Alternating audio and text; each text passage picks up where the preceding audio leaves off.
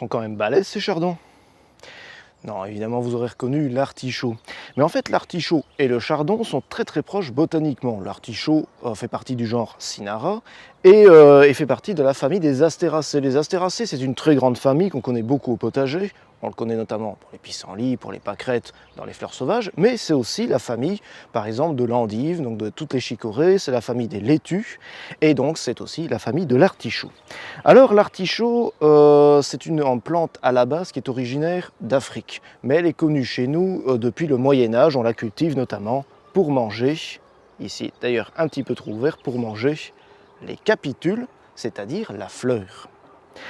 En gros, ne cultivez pas ça si vous n'avez qu'un tout petit potager. Vous remarquerez ici, la plante prend quand même une certaine ampleur, elle prend bien 2 mètres carrés. Cependant, il y a quand même une petite astuce pour gagner de la place. Voilà, quand je vous disais que c'est une astéracée, je ne vous mentais pas. Voici d'ailleurs une fleur bien ouverte qui fait le bonheur d'une petite abeille justement.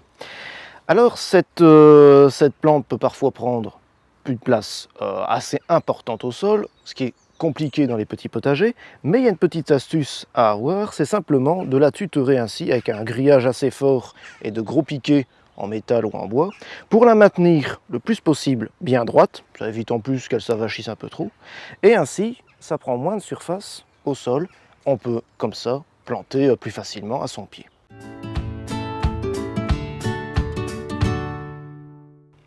Au niveau de la culture, il faut se rappeler qu'en fait, c'est une plante africaine. Elle a donc besoin de soleil, beaucoup de soleil.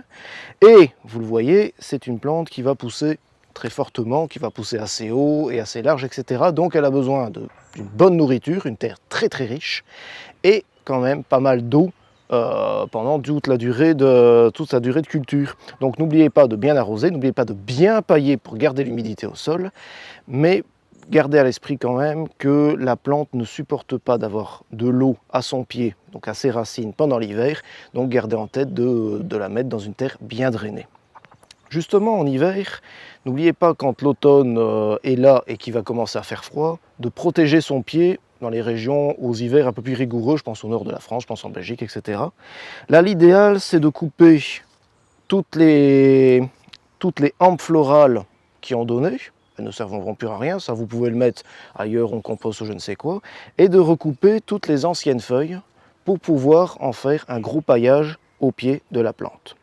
Deuxième solution qui peut être envisageable aussi, c'est en fait de ramener la terre tout autour du pied, faire une sorte de gros butage, tout en gardant, on va dire, une sorte de cheminée au milieu, voilà, un centre où il n'y aura pas de terre pour que l'air continue à circuler.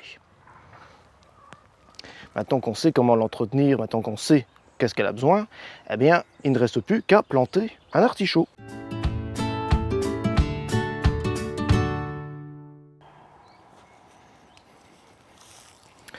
Voilà, je vous ai trouvé un bébé artichaut. Alors, en théorie, le semis est possible, mais fortement aléatoire. En plus, vous allez devoir semer ça très tôt dans l'année pour pouvoir planter peut-être qu'en automne ou au printemps de l'année suivante. Donc finalement, vous allez perdre quand même pas mal de temps. Les deux meilleures solutions sont soit vous récupérez un plant dans une jardinerie, soit vous allez en fait récupérer des œilletons à la base d'un plant d'artichaut. Un œilleton, ça ressemble très fortement à ça. Ce sera au pied de l'artichaut, on va dire aux alentours de mars, avril, mai, ça dépend un peu de votre climat.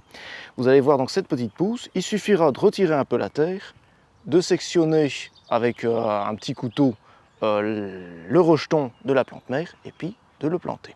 Pour la plantation, bien ici la terre est assez riche, mais vous pouvez, si vous voulez, ajouter un petit peu de fumier bien décomposé, un petit peu de compost, etc.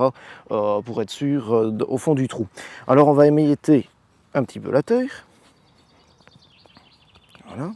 On vérifie s'il y a assez de place. Vous voyez qu'il y a quelques légumes autour, mais ces légumes-là, le temps que l'artichaut pousse, vont être disparus. Donc ce n'est pas bien grave. Hop, on fait notre petit trou. On y met une bonne dose d'eau pour bien humidifier le trou. Ainsi on peut vérifier si la terre est suffisamment drainée parce que on voit si l'eau part très vite ou pas. on peut directement mettre le jeune artichaut et on remet la terre tout autour et on tasse un peu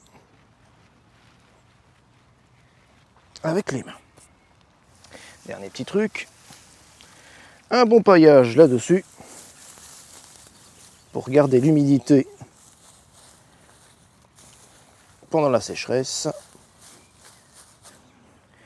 Et voilà, il n'y a plus qu'à attendre la récolte. Et bien la récolte, quand vous plantez vos bébés artichauts comme ça, en mars dans le sud, ou même carrément début mai, quand il n'y aura plus de gelée dans le nord, eh bien la récolte ne se fera qu'en été de l'année prochaine. On va aller voir ça. Retour à l'artichaut de départ.